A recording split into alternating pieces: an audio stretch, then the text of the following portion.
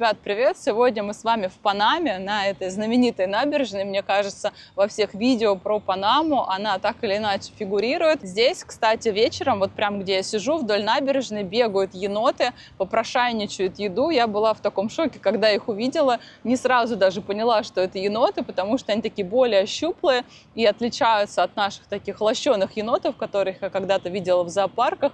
Но, тем не менее, безумно милые. Там вдали, не знаю уж, видно на видео или нет, видно старый город, чуть подальше еще острова, тоже очень интересные места для посещения. Но сегодня я решила записать видео не про Панаму, а про два других города и сделать такое небольшое сравнение их между собой.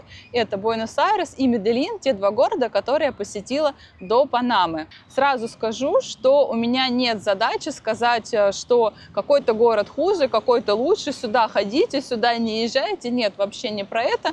Просто захотелось поделиться моим субъективным мнением, отзывом, скажем так, об этих городах. Возможно, если вы примеряете тот или иной город на себя, вам также будет это полезная информация, но в любом случае примеряйте ее тоже на себя. Было бы, наверное, корректнее сравнивать Буэнос-Айрес с Боготой, то есть как две столицы, да. С другой стороны, если говорить про экспатов и Колумбию, как будто бы Медельин больше на слуху, то есть все видео, все какие-то статьи, которые я встречала, они были больше связаны именно с Медельином, как будто бы здесь более такое развитое комьюнити, нежели чем в Боготе. Я все записала, у меня получилось порядка 12 пунктов, так что пусть вас не смущает, если я буду подглядывать в свой блокнот. Кстати, вот такой вот он у меня очень интересный, Астраханский театр оперы и балета. Весит как крыло самолета, но очень сильно греет мне душу, если вдруг я заскучаю по домашним стенам, скажем так, в своих каких-то дальних поездках. И пусть также вас не отвлекает и не смущает, что я немножко такая сейчас голенькая, просто потому что действительно в Панаме очень жарко и по-другому ну просто никак не получится. Давайте начнем с архитектуры и в целом с комфортности этих городов для проживания. Буэнос-Айрес — это такая больше европейская история, то есть какие-то особняки, какой-то безумной красоты здания, разные стили. Местами чувствуешь себя как в Париже, какие-то балкончики кованые, какие-то завитушечки и все такое. Я лично это все обожаю просто гулять с фотоаппаратом, либо без, все это разглядывать. В Медельине более низкая постройка, возможно, это связано с тем, что город находится в такой большей, сейсмической зоне, плюс именно каких-то исторических зданий, с европейской архитектурой их достаточно меньше, то есть есть здания современной постройки, то есть это просто высотки. Это высотки современные, комфортные, но вот именно зданий исторических, европейской архитектуры их достаточно мало. Есть, безусловно, центр, но когда я лично посещала этот район, там шла безумно бойкая торговля, то есть такой восточный рынок, и вот именно чтобы там прогуляться, покайфовать, такого я не заметила, то есть здесь однозначно Буэнос-Айрес, на мой взгляд, выигрывает. Также Байрес, я буду больше употреблять именно этот вариант названия города, он комфортный для прогулок, то есть расположен на такой равнинной территории, то есть нет больших перепадов высот, и он оборудован тротуарами довольно широкими и комфортными, поэтому гулять для меня лично одно удовольствие, и плюс если вы вдруг с коляской либо с чемоданами, конечно, это тоже работает в плюс. Медельин, он находится в окружении гор, поэтому есть такой перепад высот, и гуляя по городу, конечно, частенько нужно будет поднапрягать свои булочки, конечно, это зависит от района, но тем не менее есть такой момент, что лично мне гулять было не очень комфортно, потому что еще и высокая влажность, и, я бы сказала, тротуары местами просто отсутствуют, либо они очень маленькие, поэтому, конечно, здесь в этом смысле не настолько комфортно, как в Байресе. Что касается ритма города, то есть это больше энергетика, вайб города. Байрес для меня такой более тягучий, более расслабленный, а Медельин как будто бы так несколько подсобранней, построже. Что касается погоды, климата, здесь я корректно, наверное, не смогу сравнить, потому что в Байресе я проживала все сезоны, а в Медельине была всего месяц, была в январе и застала, скажем так, именно теплый сезон. Так или иначе, в Байресе присутствуют все сезоны, то есть явно ощущается лето, оно достаточно жаркое бывает, и также присутствует зима, кто бы что ни говорил, июль, на мой взгляд, достаточно такой все-таки прохладный месяц, особенно за отсутствием отопления в большинстве зданий. зданиях, то есть это так отчетливо чувствуется. Медельин же не зря называют город вечной весны. Весь месяц, что я там находилась, было порядка 20, наверное, максимум 25 градусов. Супер комфортно, абсолютно классно. Шли дожди периодически, да, несмотря на то, что вроде бы это сухой сезон, но поливало так хорошенечко. Влажность в Медельине гораздо выше, и поначалу мне было супер тяжело. Я никак не могла к этому адаптироваться. Плюс, наверное, еще потому, что город находится на возвышенности. Я не знаю, сколько точно, ну, наверное, где-то, может быть, 1500 метров над уровнем моря.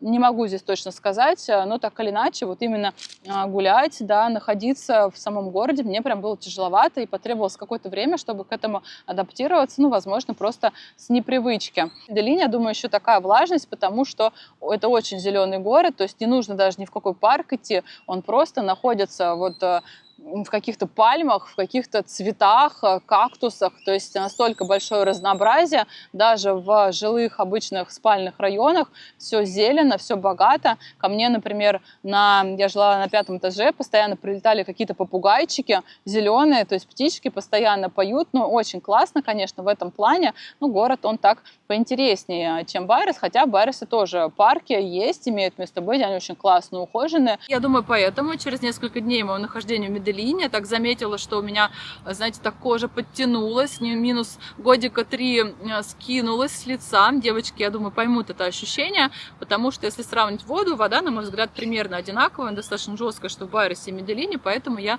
грешу именно на качество воздуха и на влажность. Если говорить так очень грубо, то мне не очень симпатизирует ни аргентинская кухня, ни колумбийская кухня. Мне как-то все это выглядит не очень вкусно, не очень подходит. Да простят меня мои аргентинские подписчики, я знаю, что вы очень гордитесь своей кухней, но вот мне как-то это не очень все это по вкусу, но при этом все-таки, если выбирать между, да, аргентинской и колумбийской, я считаю, что за счет того, что есть такая итальянская составляющая, да, большая в Аргентине, большое количество именно там пасты, да, вот этого всего, конечно, в этом аспекте аргентинская кухня выигрывает, но опять же я больше, наверное, это отношу к итальянской кухне, да, потому что для меня вот аргентинская это больше про мясо жареное, да, там в больших количествах, про вино, а я ни то и ни другое, но можно сказать, не употребляю, да, Поэтому скажу, что здесь примерно там аргентинская классическая какая-то кухня и колумбийская для меня примерно на одном уровне. Также мне еще показалось, что, хотя я не очень по этой части, что в плане именно выпечки в Аргентине, конечно, будет побогаче, то есть очень много всяких каких-то кофеин, да, где есть потрясающие просто круассаны, потрясающие какие-то булочки, да, опять же эти медиалунасы, просто какие-то пышные, безумно вкусные, да. Вот именно в Колумбии мне показалось, что немножечко поскромнее, есть какие-то традиционные такие десертики, сладости, но если говорить именно про нам какие-то привычные, привычное такое дрожжевое какое-то тесто, да, все-таки здесь Байрес, на мой взгляд, выигрывает. При этом в Медельине гораздо интереснее выбор фруктов, то есть заходишь в супермаркет, просто манго, наваленные горкой, папайя, ананасики, в общем, в любом варианте какие-то авокадо, 5 сортов, я в жизни такие не видела сорта, хотя и жила в Азии, поэтому, конечно, здесь в этом плане Колумбия, Медельин, давайте так, Медельин поинтереснее, плюс, что также мне так показалось, да, в Байресе распространена такая история, что ты не можешь купить в одном месте все, что тебе нужно. Обычно все ходят по лавочкам, да, то есть мясо покупается в одном месте, какие-то основные товары покупают в супермаркете, дальше фрукты покупаются, да, в овощной лавке, ну и вот, чтобы такой весь набор себе составить, ну, как правило, нужно обойти несколько магазинов, да, есть большие супермаркеты, например, какой-нибудь там Джумбо, Джамбо, да, но их не так, как будто бы много по городу, и все равно туда нужно там добираться, да, а вот так вот, если рядом с домом, чтобы всем закупиться, все равно нужно обойти несколько точек. Вот в Медельине как раз-таки я была удивлена, что можно зайти в супермаркет, тот же самый Джумбо, да, и купить все, что тебе нужно, в одном месте. Думаю, просто потому, что именно вот таких супермаркетов, где можно выбрать все и сразу их просто гораздо больше, нежели чем в Байерсе. Также в супермаркетах можно встретить какие-то зарубежные товары, их гораздо больше, чем в Байерсе, поэтому, конечно, когда я приехала после Буэнос-Айреса в Медельин, я была несколько как такой, знаете, инопланетянин, который вообще не поймет, где я оказалась, что за цивилизация, такой выбор, конечно, это заметно. В Медельине в целом как будто бы больше торговых центров, то есть больше именно импортных товаров, больше известных нам брендов, да, то есть какие-то Nike, Puma, там, Adidas и так далее, то есть это все как будто бы более доступно по цене, возможно, чуть-чуть там дороже, да, чем в Европе, но тем не менее оно есть, и при наличии финансовой возможности все это можно купить, и нет необходимости заказывать это из-за границы, так как, наверное, это больше актуально для Буэнос-Айреса. Раз уж начали говорить про цены, давайте тоже в этом разберемся. В Медельине, как мне показалось, цены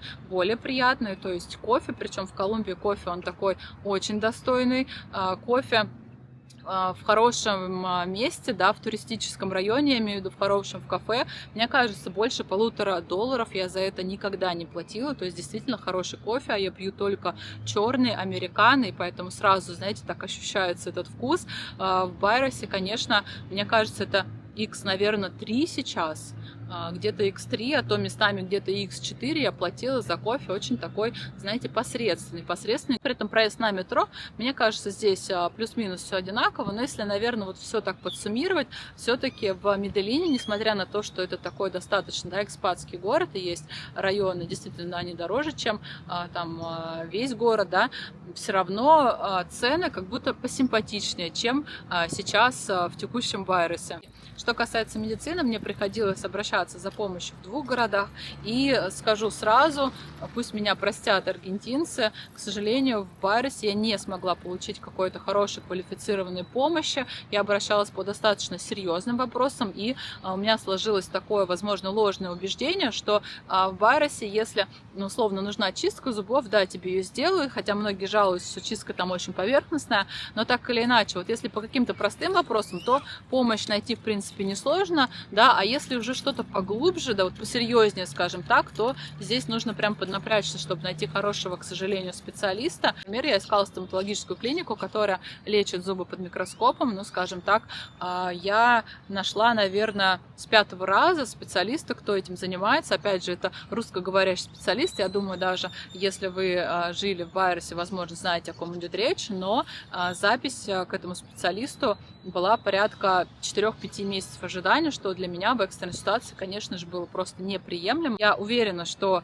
в Байерсе есть хорошие, классные врачи, хорошие, классные клиники, я имею в виду с современным оборудованием, но либо это нужно очень долго искать, либо будет большое время ожидания. В Медельине как раз напротив я достаточно быстро нашла хорошие клиники, да, которые именно оборудованы очень современной техникой, плюс у тебя, когда ты лежишь на этом кресле, виды на горы, да, то есть все это, конечно, тоже тебя так подбадривает, создает такой позитивный настрой на лечение.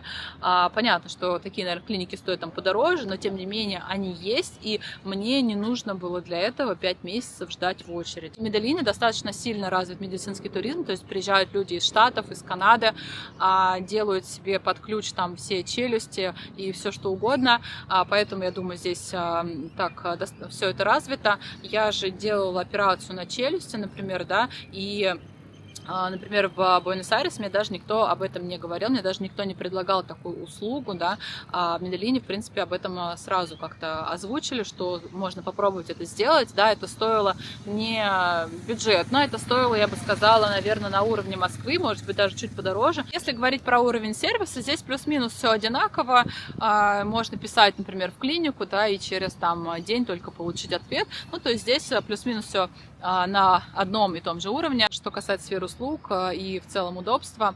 Мне показалось, что сейчас в Байерсе нет необходимости с собой носить наличку, то есть все, практически все можно оплатить картой, либо какими-то приложениями. В Медельине с этим несколько посложнее, то есть здесь придется с собой иметь наличку, например, метро нельзя оплатить никак иначе, только кэшем, а если захочется выехать, да, за пределы города и в целом попутешествовать по стране, здесь, то есть наличка — это обязательное условие, при котором у вас это сможет получиться. К завершающему блоку поговорим про людей, про комьюнити. Сразу скажу, что здесь, конечно, такая история неоднозначна, все мы, да, индивидуально, но тем не менее попробую такую какую-то среднюю температуру по больнице, что называется, попробовать посчитать.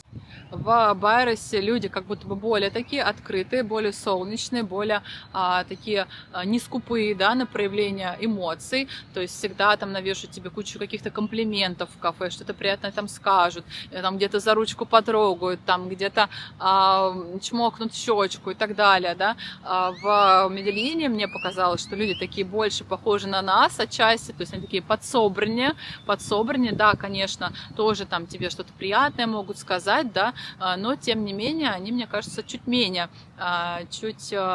такие эмоциональные в этом смысле проявления своих эмоций, да, то есть ближе к нам.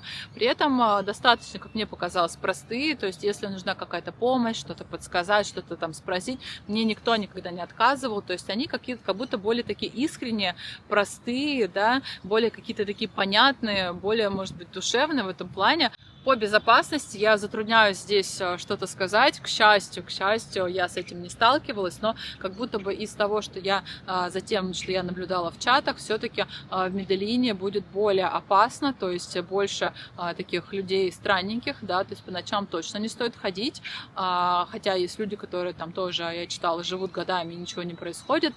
Еноты бегают, ничего не происходит, но как будто бы все-таки с этим так посерьезнее на это стоит обращать внимание. Плюс даже в туристических районах часто можно встретить такую ситуацию, что на земле, да, сидят там женщины с большим количеством детей, что-то там просят, либо пытаются что-то продать. Возможно, это какие-то беженцы, я не знаю. Все-таки в Байерсе как будто бы немножечко здесь с этим поспокойнее, хотя, да, в определенных районах города тоже, конечно, достаточно много там людей, скажем так, без определенного места жительства. Но именно в Байерсе какая-то тревожность, да, в этом вопросе у меня была меньше. В целом я себя ощущала довольно безопасно, даже там в районах, которые считаются не самыми безопасными, но мне было достаточно спокойно. Про людей еще тоже скажу, особенно мне кажется, это может быть важным, если вдруг рассматривается тот или иной город такой на долгосрочное пребывание, но здесь сделаю такое сравнение, просто хочу, чтобы вы меня корректно поняли, что я здесь имею в виду. Я достаточно большое время прожила в Азии, и там, например, несмотря на то, что там очень классно, я обожаю просто Азию, но лично мне, допустим, да, все равно у меня не покидало такое чувство, что я там турист, да, например, даже если бы я там выучила язык, и я общалась там с ребятами, которые достаточно долго там живут, они могут говорить на местном языке, но все равно ты там как бы не свой, да, скажем так, просто потому, что разная генетика, разная внешность, и ты выделяешься, ну, в любом случае ты выделяешься на фоне местного населения, кто-то там тебя может пытаться на этом, скажем так, моменте даже начать обманывать, потому что думают, что ты там приезжий турист, да, из тебя какую-то там дополнительную денежку содрать и так далее. То есть тебе для этого даже не нужно, скажем так, открывать рот, да, чтобы что-то сказать, ты уже там, ну, как бы не свой. В Аргентине у меня такого чувства не было, здесь как раз мне что-то нужно было сказать, чтобы там окружающие поняли, что я не отсюда, да, что я приезжая, ну, по акценту, конечно, это все понятно, то есть мне в этом плане было достаточно комфортно. Я думаю, здесь такая, знаете, история работает, что нам важно, то есть эта история там с эволюцией у нас была к нам привита, да, что нам важна какая-то принадлежность, да, к группе определенной, вот, что ты здесь не чужой, да, ты как бы свой. Поэтому здесь, в Аргентине, конечно, мне в Буэнос-Айресе с этим никаких особых проблем не было. Мне было супер комфортно. Вот в Медельине все-таки, у меня больше было чувство именно чуть-чуть аналогичное Азии. И что касается здесь еще теперь уже русскоговорящего комьюнити, конечно, в Байерсе сейчас это просто какой-то рай, мне кажется, да. есть как будто бы, ну, если не все, то очень много. Можно заказать и вареники, да, всю нашу кухню, и не только нашу, а в целом стран СНГ. Конечно, здесь в этом плане я считаю, что очень все приятно и уже на хорошем уровне развито. Например, когда я туда приезжала, это было в 22 году, в принципе, практически не было ничего, был какой-то там 1-2 сервис доставки, нужно было ждать свою еду около недели, то есть нужно было заказывать все заранее. Я помню, как мы это делали, все это пробовали, это все было вообще невкусно. Сейчас, конечно же, всего много, и хлеб бородинский и так далее. То есть в этом плане, конечно, в Баросе очень прикольно находиться. Я уже не говоря про то, что какие-то мероприятия, да, можно найти там, не знаю, подруг, друзей, там по интересам, я имею в виду, если важно, опять же, поговорить на своем иногда там языке, да. В Медельине комьюнити гораздо меньше. Что касается про какие-то доставки, я так поняла, что есть пару человек, 1 или 2, которые этим занимаются, да, но опять же это все не распространено, то есть нет такого, что просто там зашел в поиск, поискал, и вот ты нашел уже тебе нужный контакт, заказал, и у тебя это уже все есть. То есть в этом, конечно, здесь посложнее, пока это не все так развито, но и само комьюнити, то есть я даже пыталась найти какие-то группы, может быть, небольшие, да, они есть, но опять же так, что прямо так все собираются, да, там какие-то мероприятия и так далее, там рисуют нейрографику или еще что-то, такого я не нашла. Возможно, оно просто появится чуть попозже, да, и с тем, как будет развиваться город, да, с тем, чем больше будет приезжать туда, скажем так, наших соотечественников. Ребят, все, вроде бы все озвучила, что я для себя зафиксировала. Если у вас еще есть какие-то дополнения, не стесняйтесь, пишите в комментариях, это всегда очень полезно прочитать, ознакомиться, но давайте помнить о том, что мы здесь не кого-то принижаем, не кого-то оскорбляем, да, мы просто сравниваем разные аспекты жизни, и уже пусть каждый для себя делает определенные выводы, все мы разные, и всем нам нравится разное, и каждый пусть для себя найдет то, что ему больше подходит. Все, ребят, пока-пока, ставьте лайки, колокольчики и пишите комментарии. Все, пока-пока.